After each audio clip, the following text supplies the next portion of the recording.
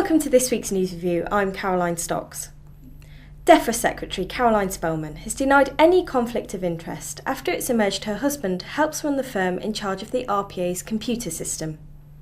Mark Spelman's a managing director at Accenture, the company behind the £350 million single farm payment system and whose contract's due for renewal next year.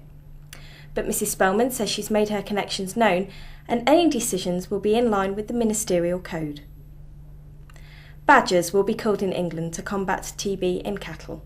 Farm Minister Jim Pace says a targeted cull will take place once disease hotspots have been identified. Speaking at the Devon County Show, he said TB was a major problem in the southwest, but refused to say when or where a cull will take place. European farm leaders have agreed to simplify the Common Agricultural Policy to make farmers' lives easier. The European Parliament voted through proposals to cut red tape and simplify rules on electronic ID of livestock. The proposals are part of the EU's wider debate on how to reform the CAP after 2013. Animal health responsibility sharing is back on the agenda for UK farmers, according to details of the coalition deal by the Tories and the Lib Dems.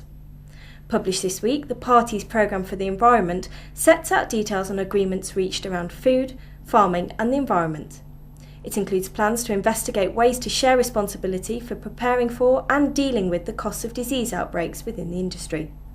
And finally, farming and the 2012 Olympics don't necessarily make obvious partners, but a campaign by McDonald's is promoting its use of British produce and UK agriculture in the Games.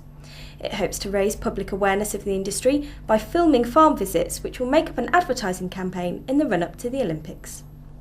That's it from me this week. For all the latest news, views, videos and photos, go to fwi.co.uk.